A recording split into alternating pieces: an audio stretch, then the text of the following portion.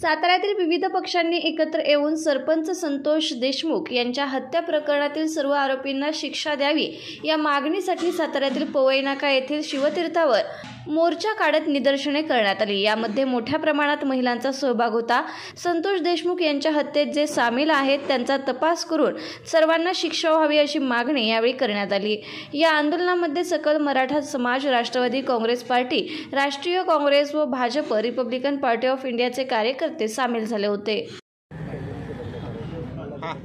सकल मराठा समाज आणि मराठा क्रांती मोर्चा सातारा जिल्हा यांच्या वतीनं स्वर्गीय संतोष देशमुख ज्यांची हत्या अतिशय क्रूरपणे केली गेली आणि ह्या पुरोगामी महाराष्ट्राला न शोभणारं हे कृत्य या सरकारच्या माध्यमातून होत आहे आणि प्रशासन याच्यावर कोणतेही आक्षेप न घेता अगदी तोंडाला पट्टी बांधून बसलेला आहे। आज संतोष देशमुख हे सामाजिक कार्यकर्ते होते।